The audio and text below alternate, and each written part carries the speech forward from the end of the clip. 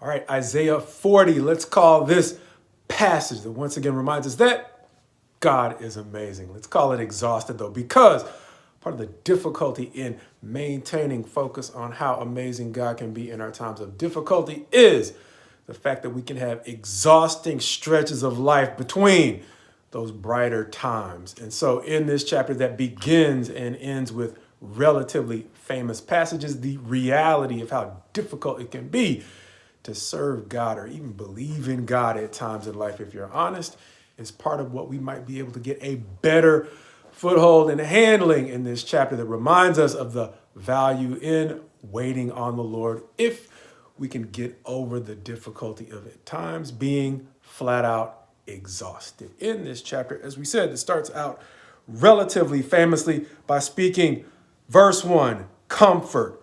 Comfort my people, says your God, as he's going to say in verse 2, because they have already received double for all of their sins. Understanding that God has not cut corners on the accountability or the standard to which he has held Israel because they are his people, setting an example in the way that he deals with his own people for his unshakable standards of justice that are only balanced out by his mercy. And so we are getting in the first two verses to see both of those, both his justice, giving double to his people, and his mercy, letting them know that their days of relief are finally at hand.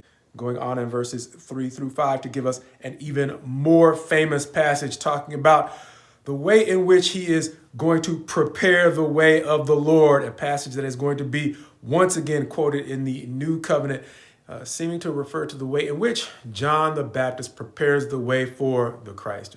John the Baptist prepares the way for the Christ. Going on in verses 6 through 8 to give us another famous passage quoted in the epistle of Peter, saying in verse 6, a voice says, cry, and what shall I cry? All flesh is grass, and its beauty like the flower of the field. Verse 8 saying, the grass withers, the flower fades, but the word of our God will stand forever. That forever being an anchor to the end of the entire chapter, which is going to go on to talk about the ways in which as many things as we can find a cause to hope in, the only thing that will really endure, because the only thing that cares for us with any kind of genuine endurance is the love of God. And that is the basis on which we should wait for him, no matter how long we have to endure our difficult times. And so here he's going to say that the word of the Lord endures forever, but it is not just his truth that endures forever. It is the truth of his promises. The promise that if we indeed wait for him, it does eventually pay off. Going on for now, though, from verses 9 through 11, we'll talk about the ways in which, behold, it is time for them to take a high position to understand the way in which they will need to see the things that God has done in order to be encouraged about the things that he is about to do in the way of not only saving them with a strong arm, but tending them with the level of care that not every shepherd can be entrusted to care for the flock. Why? Because we are just people. And no matter how much we might love the people around us, we all have a point at which we will more than likely fail them or even maybe, unfortunately, betray them in some way. God, however, does not share human fears and therefore can be trusted in ways that even the best human leaders cannot be trusted. However, going on from verses 12 through 17, he is going to use that as a basis to give a few details that is going to say, basically in the entire middle section, to whom are you going to compare God that he should be like them, to basically live up to the standards that you have set for what you might want leaders to be.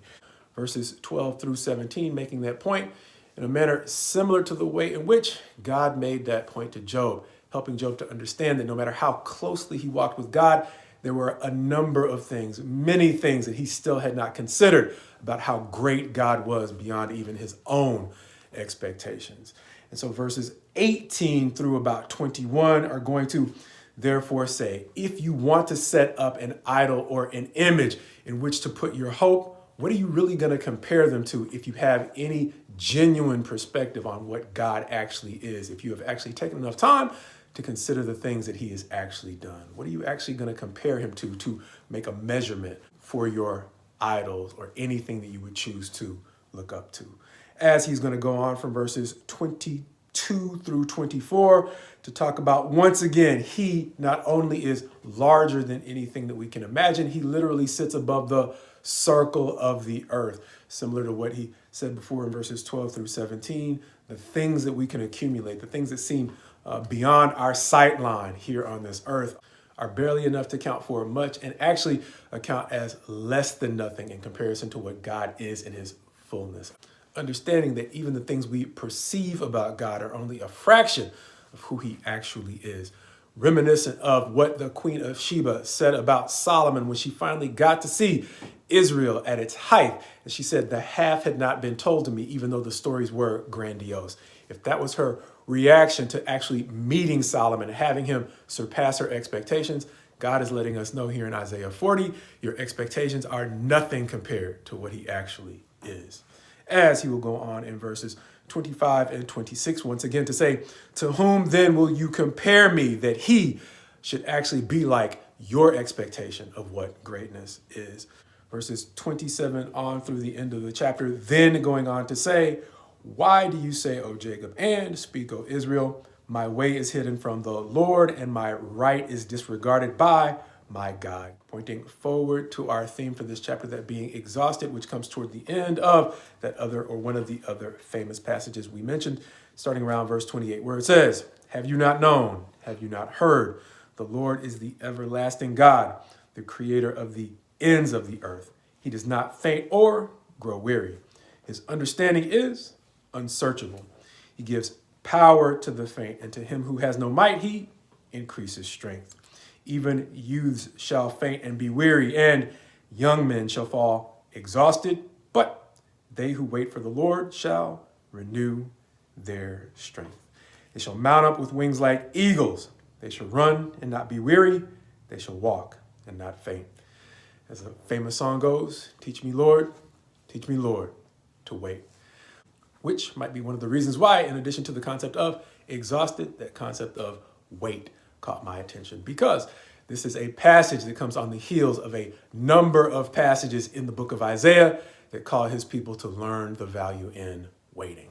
With one of the things that caught my attention about this chapter being the fact that Isaiah is one of the books in the Bible in which the term wait literally comes up, I think, more than any other books in the Bible, with that term literally coming up 11 times in the book of Isaiah, surpassed by the book of Job, in which it comes up 12 times, and then surpassed each of them by the book of Psalms, in which it comes up 23 times. And if you understand the backstory of those other two books, Job and the Psalms, Job and David were two men who had notorious waiting periods before God brought them into periods of lasting and prolonged recovery, with a level of joy they probably couldn't have understood from the depths of their despair.